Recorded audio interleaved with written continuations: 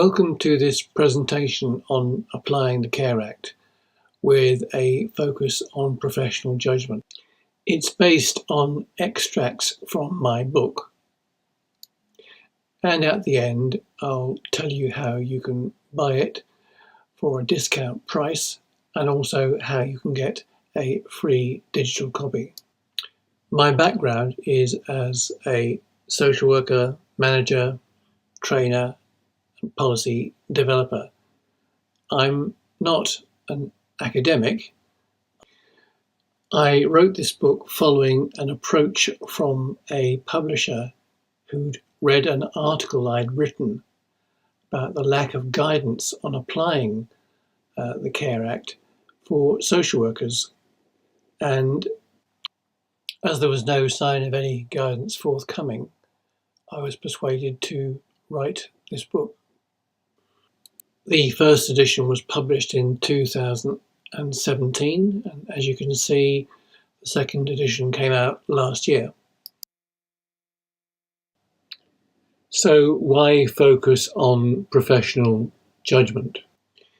In setting out what social workers in England must know, understand and be able to do, Social Work England specifies in Section 3.1 of its professional standards the importance of working within legal frameworks and using professional judgment. So this is the aim of the session, focusing on two particular professional judgments. There are other professional judgments that are set out in the CARE Act, and I'll list these later, but this session will be focusing on these two, and I'll explain their importance as we go along.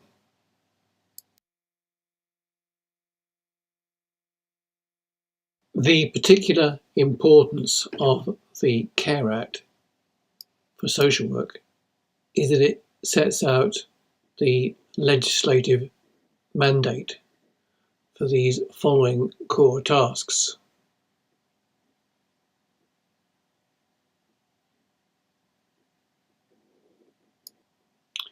The CARE Act is distinct in this respect, as this doesn't occur in other legislation that social workers use regularly, such as the Mental Health Act.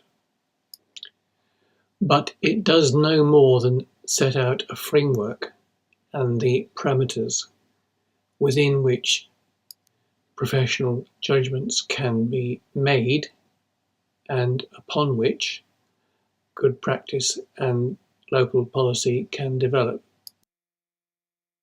The legislation comprises of the Act, the regulations and the statutory guidance.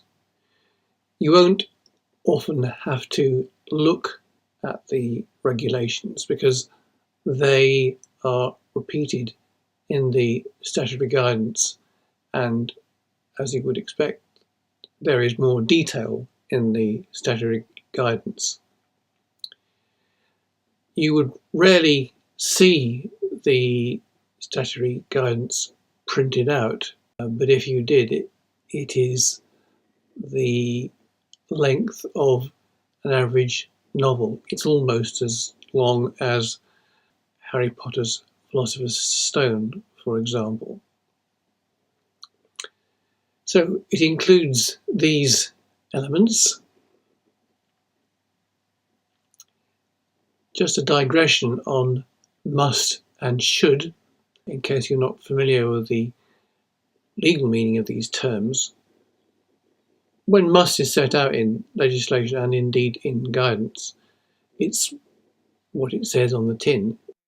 It has to be applied, no ifs and buts. Where it says should, there is more discretion.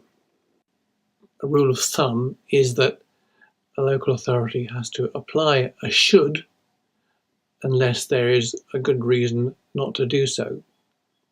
You might think this doesn't happen very often, but we will be looking at an example of this later.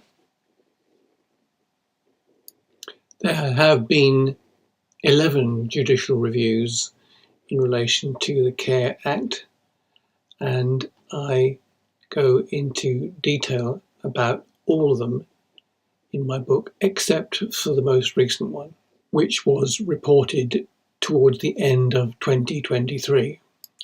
As we have seen, this is what the law does not do. There can be times when you will need to refer to lawyers on matters of interpretation of the law where it's not clear.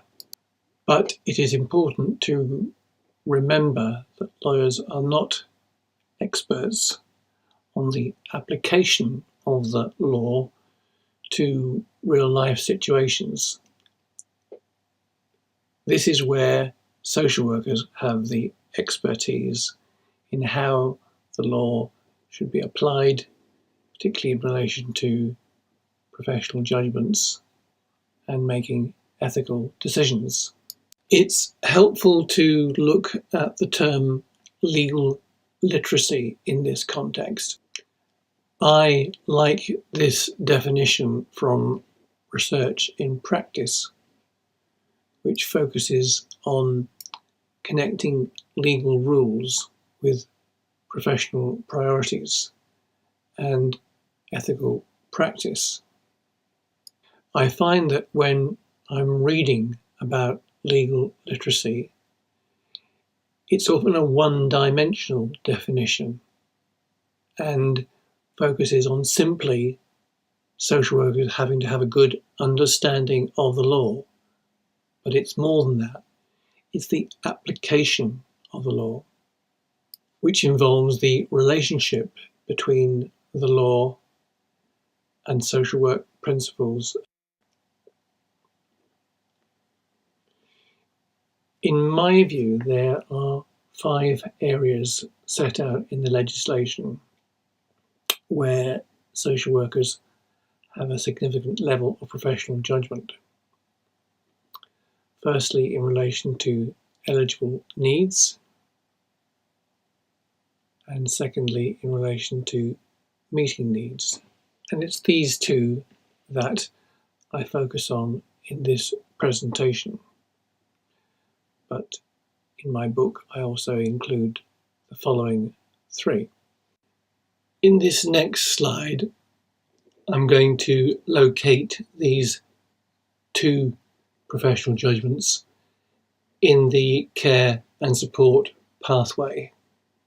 This diagram is taken from my book, and as you can see, it shows the direction of travel from first contact through to review. I'm going to be looking at eligibility determination and also care and support planning, because it's within that process that decisions are made about meeting needs. I will touch briefly on assessment of needs and also on the duty and power to meet needs. So let's look at the eligibility framework and locate the professional judgment decision to be made within this. The first step is relatively straightforward. The second step is more complex. However, there is a lot of guidance set out in the care and support statutory guidance.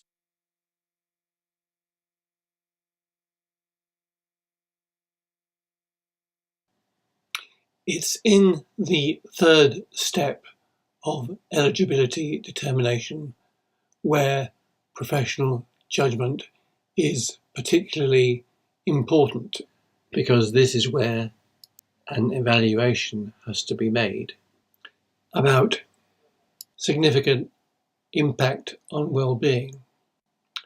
There are 2 elements to this decision. Firstly, is there impact on the individual's well-being?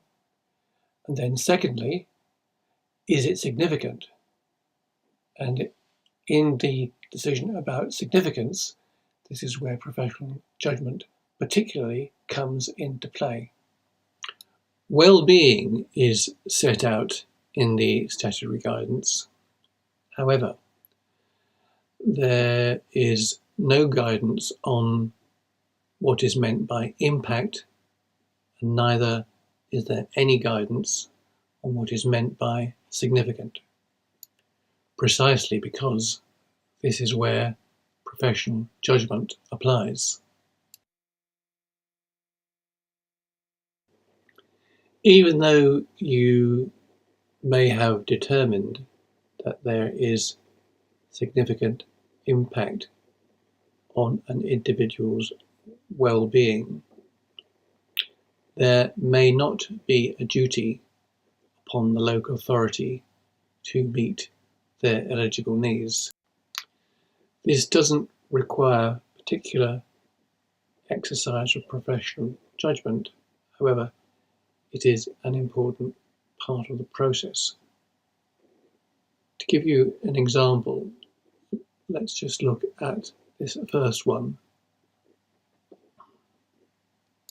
If a carer is willing and able to meet all of the eligible needs of the adult, then the local authority has no duty to meet their eligible needs. In practice, it's more likely that a carer will meet some of their eligible needs and not all of them. These are the other circumstances where the local authority may not have a duty to meet needs. In my book, I use the term agreed needs as shorthand for these eligible needs that the local authority has a duty to meet, but you won't find this term used in the statutory guidance.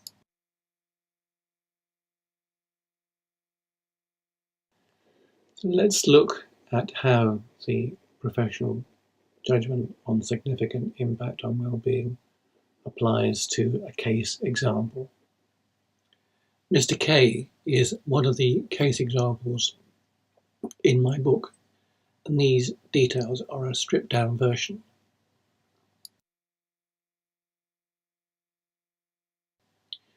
The first part of the assessment is finding out what Mr. K wants and finding out what he can and cannot do.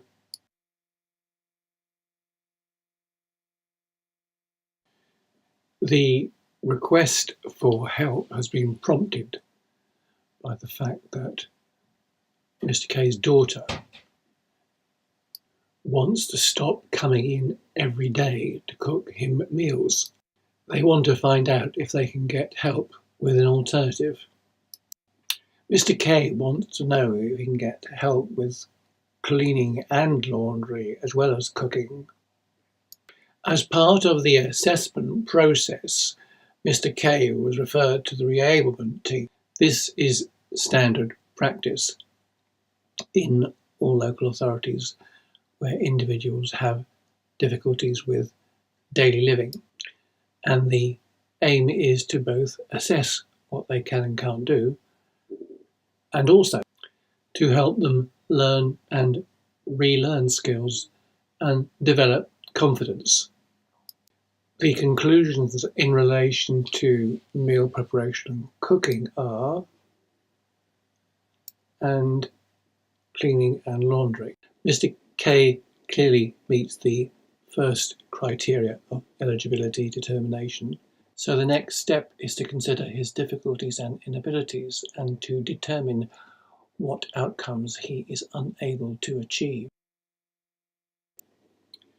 The specified outcome of managing and maintaining nutrition applies in relation to cooking. Maintaining personal hygiene applies to doing his laundry, and maintaining habitable home environment applies to cleaning. You will note that these are listed as A, B and F because that is how they appear in the statutory guidance. So how might significant impact on well-being be considered? What follows is a brief outline in relation to his inability to be able to cook, and I go into this in more detail in the book. First consideration is the well-being criteria, and then impact, and then how significant is this? Is it simply a matter of averting a decline in his health, or could there be additional significance and impact in relation to his mental health? At this point, the eligibility determination will have been concluded, and the conversation with Mr. K would be moving on to how his needs are going to be met, and considering what is required to stop this inability having significant impact on his well-being. Mr. K is likely to say, well, the answer's easy. I need funding for a home-cooked meal. This could be regarded as simply a preference, but it is possible that not having a home-cooked meal could have an impact on his mental health. That is something you would need to determine. The meeting of needs takes place in the context of care and support planning, and I'm going to look at the key professional judgment that takes place about ensuring that there are sufficient resources to meet the eligible needs that the local authority has a duty to meet, the agreed needs.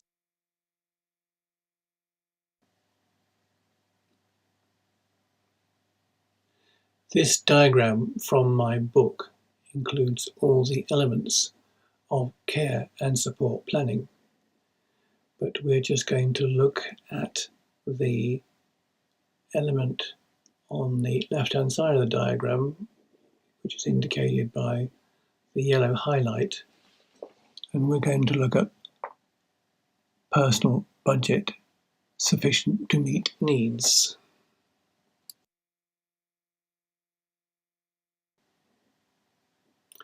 This is what a personal budget is. It's the sum of money that is deemed necessary to purchase the resources to meet an individual's needs. And many of the elements of this decision-making process require professional judgment.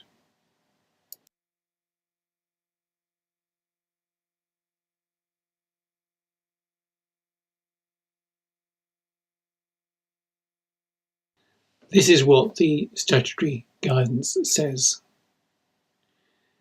It must always be sufficient to meet the person's care and support needs,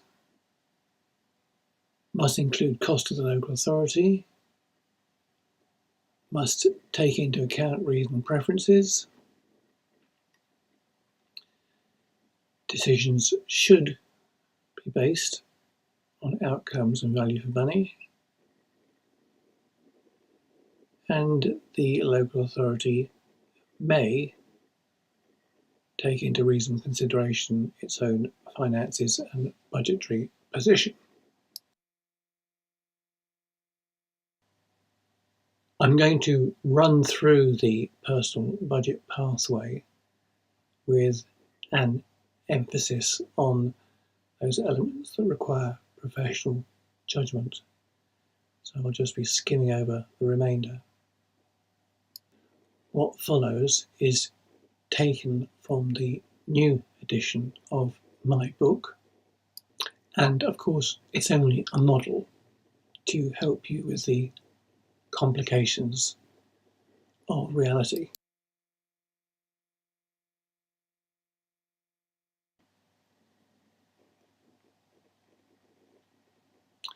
The starting point on the left is agreed needs, and the end point is the personal budget. The next step is to estimate how much funding is required and come up with an indicative budget.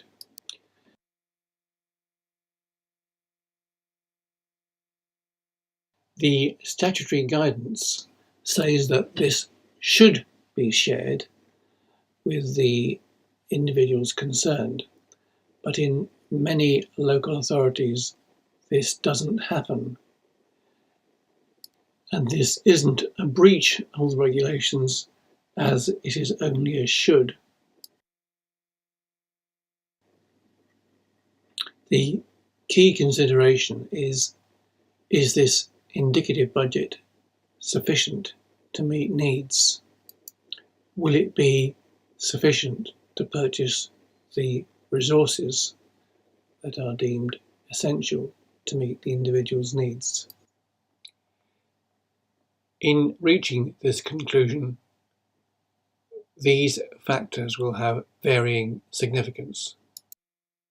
I will be focusing on those elements where professional judgment is required.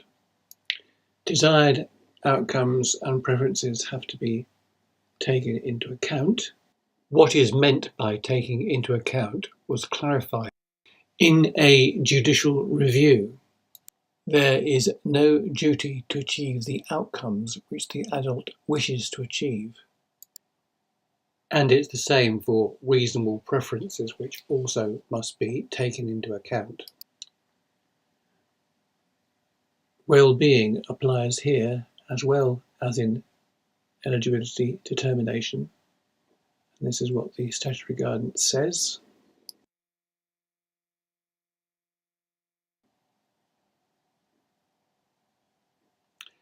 Value for money can also be an important consideration, and social workers have a role to play in this.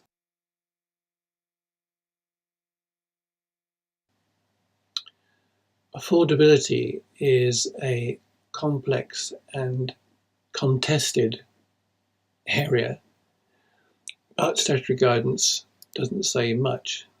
In fact, it's simply what is set out in this paragraph. It has never been tested in judicial review, although there are many complaints that go to the local government ombudsman, and I distill and set out the key findings in relation to affordability in my book. Although each of these preceding elements feed into the final decision about sufficiency to meet needs, my view is that you have to refer back to the eligibility determination and significant impact on well-being, because needs have to be met to the extent that their impact on well-being is no longer significant. How might this apply to Mr. K? He wants a home-cooked meal. An eligible need has been established, and this is what the indicative budget comes up with, which is not what Mr. K wants. So, taking into account the relevant factors, is the indicative budget sufficient to meet his needs? Is it sufficient to ensure that the impact on his well-being is no longer significant. The final decision is that of the budget holder or panel. Now, the decision has to be whether the budget is sufficient to meet needs. The panel or budget holder may wish to take into account other factors such as affordability, and indeed may wish to review the professional judgment. In this next slide, I summarise where professional judgment does and doesn't have a key role to play in the personal budget pathway. These are the key steps.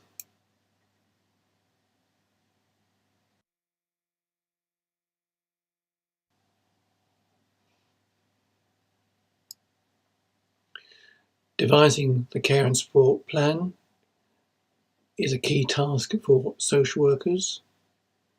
The indicative budget is an administrative decision, but the evaluation of the indicative budget must take place using social work professional judgment.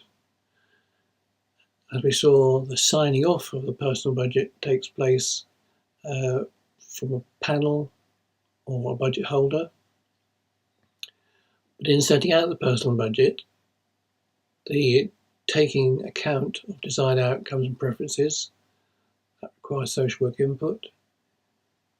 Likewise with promoting well-being, social work professional judgment may have a role in considering value for money and affordability, and it is essential in the decision about sufficiency.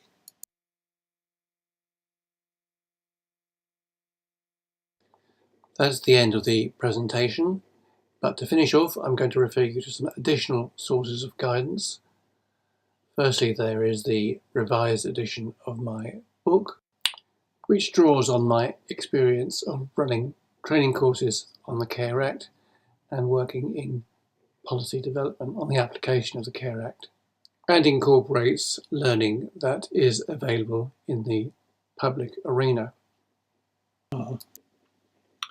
There is more detail on professional judgment and also defensible decision making, which is about making sure that decisions can be defended when challenged by individuals, solicitors, the Ombudsman, and judicial reviews.